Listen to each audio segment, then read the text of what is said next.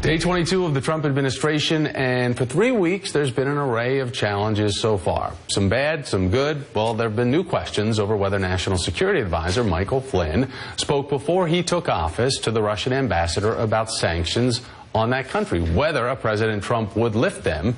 It's the kind of incident prompting reported frustration from the White House, and this headline from Politico: Trump vexed by challenges, scale of government. Joining me now to talk about it, MSNBC political analyst Jonathan Alter, a columnist for the Daily Beast, and Carrie Lucas, the managing director for the Independent Women's Forum and a Forbes columnist. Great to have you both with me. Thomas. And Carrie, let me start with you about this. How do you assess what's going on inside the White House right now with the administration really going forward with a lot of things? Are they doing too much, or do you think that they can meet these promises and demands of those promises?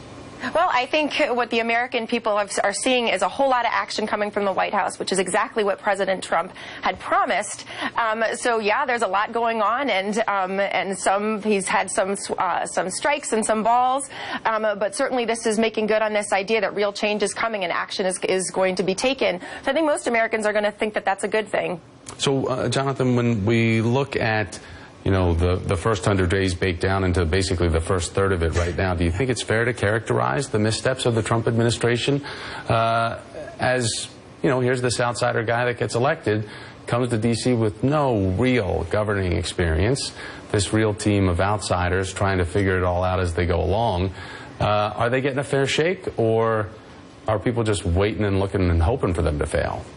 Well, I mean, they're off to a disastrous start. It's a mixture of incompetence, arrogance, and disregard. And is this just by a compare and contrast of basic presidential administration? Yeah, this has nothing to do just with business. I mean, there are many conservatives who every day are writing what I'm saying right now. So this isn't a partisan observation. It's just in terms of measuring them against their predecessors in terms of how they've gotten off the ground. Yes, there has been a lot of action, but it's been very chaotic action, and it has been disrespectful not just of our allies, in the case of Australia and some other examples, but of our court system. And to refer to a so-called judge, this is so far out of the mainstream, Thomas, of what we do as Americans. Carrie, I hear you. Hold on, Carrie. Thomas, can I jump Presidents have operated in the past. I heard the double sighing, so I do want to get Carrie back in here. No, when it comes to Jonathan's point, though,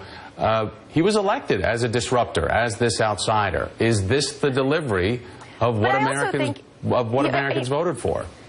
I think that we also have a very selective memory of what happened when President Obama took office. Remember, President Obama has two of his appointments to cabinet officials had to withdraw their nominations because they turned out to have scandals. So far, we've seen President Trump has had his cabinet nominees have been moving forward. He hasn't had anyone rejected. He's made a Supreme Court pick that is receiving a lot of accolades from both conservatives and Democrats.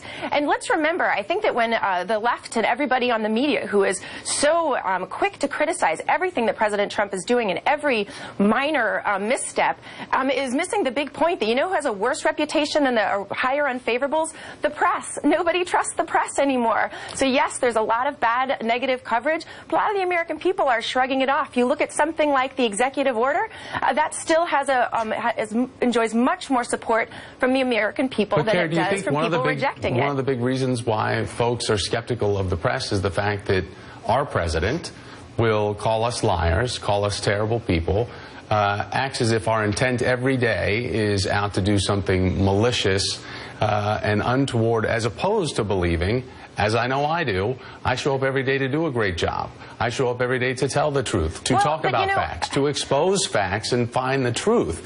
So why am I supposed to, and other journalists supposed to, take that on the chin as that we deserve a bad reputation because the president wants to demean our credibility? You've had, the press has had a bad reputation for far longer than President Trump has been in office. In fact, this is one of the reasons why Trump was elected, because there was this sense evidence that Washington wasn't covering, that a lot of, I know, conservatives and people in the middle felt they couldn't trust the press to cover things like President Obama fairly, that there was such a cozy relationship between the administration and President Obama that they didn't trust him. And now we see everything. You know, it's interesting, this idea that this, you hear all the time, this has been a disaster, and nobody remembers the hiccups that came when President Obama was first taking office. It's that selective memory and that very different double standard. Damned if you do, Carrie, damned if you don't, because all I ever heard was people were so mad at me because I kept booking Donald Trump. I gave him so much airtime. Ted Cruz is pissed off at me.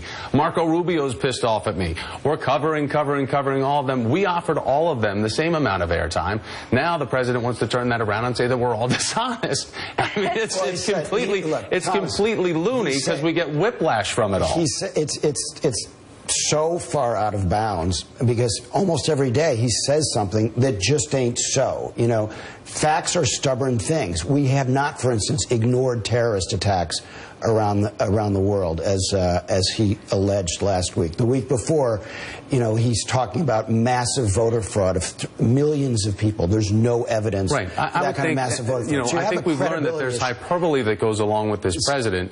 Take him seriously, not literally. But Kerry, does that concern? You need to have a president who tells the truth. The paradigm has shifted, though, and we will find out what type of president we're going to have as we, again, 22 days in. But Kerry, how do you think that the media is to hold the president accountable? As Jonathan points out, the president's mouth gets ahead of the facts, and then there are people trying to pony up facts that would then buoy that assertion, but they don't even spell San Bernardino right, or in 1/3 of that paper the word attacker was spelled wrong. I mean, that only demeans the president's credibility even further. Is that a problem? Absolutely. No, absolutely. The press has to be, you know, one thing, the press absolutely has to do their job and try to keep politicians honest. But I do think that there has been, you know, when you say this blanket idea that it's crazy that President Trump would say that we've ignored this idea of terrorist attacks in the past. Well, we all know, and there was a lot of frustration, that there was always this reluctance to call something what it was, to pretend that when a kosher deli in France was the subject of an attack, that there was, you know, it was just a random store, and to avoid these kind of things and to not call things. That's just not so, Carrie. By the way, the media has established that the list that he put out of uncovered terrorist attacks was not accurate. It was not uncovered. It was just one of the many falsehoods and examples of disrespect that have already characterized this administration. Guys, we're going to have to leave it there. But, Kerry, I really appreciate, and Jonathan, you too, this conversation, and we need to have it more. But Joy Reid is going to kill me because her hour's coming up, and we're eating into her time, and I love Joy Reid, and I don't want her to kill me. So stay around.